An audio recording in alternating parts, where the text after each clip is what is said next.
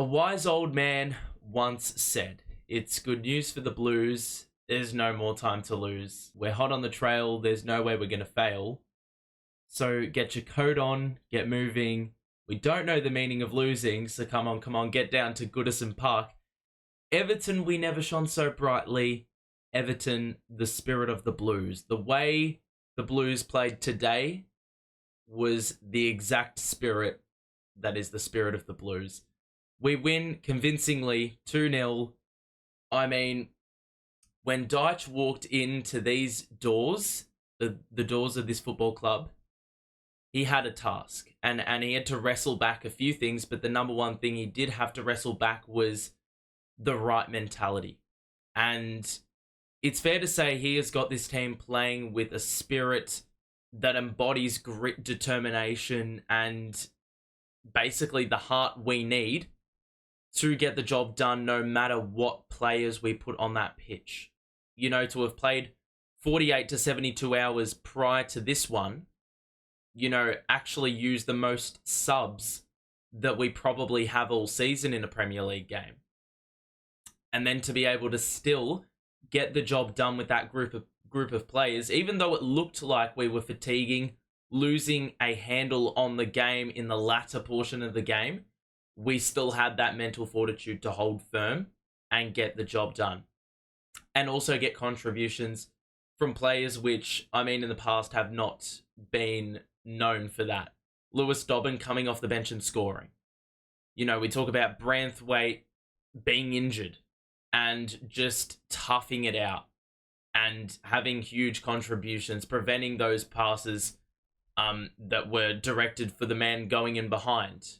You talk about Doucoure just running the length of the pitch back and forth repeatedly for 90 minutes. You've got Dwight McNeil doing the same thing, Harrison doing the same thing. You've got last-ditch tackle attempts by Onana and Garner. We have nearly everyone doing everything for this team. And I'm going to direct your attention to the man of the match, which initially was going to be Doucoure because I think the goal he scored was very, very classy. The technique was quality. He kept it low. From that distance that he shot it from, it's very easy to sky it because you try to put enough power on the ball to get it by all those bodies in the way. But he kept it low and he kept it straight and it was well directed. And obviously he was working his backside off for at least the first 45 minutes of the game. But we have to give it to Mykolenko again. This guy is a revelation. He has probably been nearly the best left back in the league, and that is from a guy who doesn't really have much outside perspective beyond Everton, but he is superb. Superb. There is a quote on Twitter which I just had to mention. Anytime an opposition player attacks us on our left-hand side, I just think it's fine. And it always is. And that really embodies Vitaly Mykolenko because his pockets are filled to the brim with players that he has pocketed this season. It has nearly been every single player he's come up against. He's, in this game, had 50 touches, 9 ball recoveries, 9 duels won, 7 of 8 tackles won, 6 clearances, 2 blocks. He did everything that embodies that, you know, this new mentality provides. Like, it is a testament to his work rate to fight his way back into the side and then have such a sizable impact. But he just looked impassable, impenetrable. He was anticipating passes. He was shielding the ball so it went out of play and we could win a goal kick.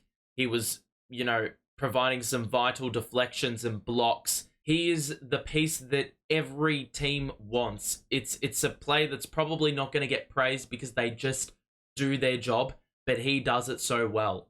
And I mean, I'm lost for words. I don't think he ever lacked this defensive ability. I just think because we're getting the results now, he's getting the praise that he deserves because there's clean sheets and there's backing to go with it. So he was superb. I do think that the Ashley Young substitution did a lot for his game in the second half because I think that's really where he came to life as the Everton backline had to face more pressure. Once Nathan Patterson went on, he held his own. And all of a sudden, Chelsea didn't really have an area to exploit because Patterson was holding his own and Ashley Young evidently was getting beaten by Mudryk every single time he ran at him. And obviously Harrison and Idrissa Gana Gueye had more weight on their shoulders because they needed to ensure that the pace that Chelsea were playing with was lowered and they could hold those midfield players and those fullbacks up. So, you know, that progressive passing wasn't happening and Mudryk could actually move with pace because of that quick ball movement. But the Onana sub in the 45th minute combined with that Ashley Young sub off meant that Chelsea didn't have that clear path forward. And then they were falling into our lap almost. Mykolenko was able to come to life in this game because they were trying to try something different. And then they had to bring on Sterling, and that didn't work either. So we're forcing changes, and we were always on the front foot as much as the possession stats wouldn't indicate. Like, we could have 30% possession, Chelsea could have 70%, which I think was the case today.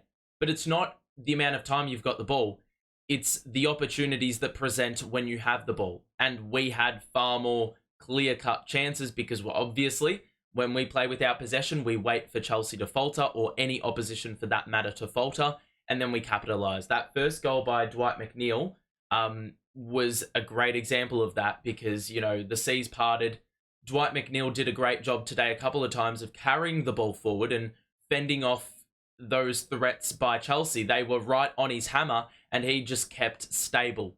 And that is a credit to him because obviously he worked extremely hard against Newcastle and he's backed it up 48 hours later with a performance like that. And it was a great pass to DCL to get him through on goal. He missed it, but obviously a goal results anyway. And if it wasn't for Dwight McNeil, then things look a lot different. But those two substitutions made the world of difference because Idrissa Gana Gueye was getting cooked. You know, he was losing possession. He was seeming to lag behind a little bit, and Enzo Fernandez was really running over the top of him. So we needed to make that substitution sooner rather than later. And obviously Onana had a pretty decent part to play when he came on and really was essential in bringing this team together and ensuring that we stuck fat in those tough times that we sort of faced. You know, the game of football is a game with ebbs and flows, and we did have a few moments where we were on the back foot. The back end of the game was very tense, and in past games we probably falter, but I think that is once again testament to what's going on up here. The mental fortitude of this team is well and truly rock solid, and obviously it's an added bonus to get a goal in stoppage time after you've been absorbing so much pressure for so long. Two key moments for me that really stick out. The Lewis Dobbin goal, everyone got around him, and how could you not? Because this guy, I mean, he hasn't been through the wars, but he's young, you know, and he probably hasn't been permitted that opportunity yet, but he did take this opportunity with both hands, as has everyone in the last couple of weeks when they've been called upon. They've more often than not stood up to the task.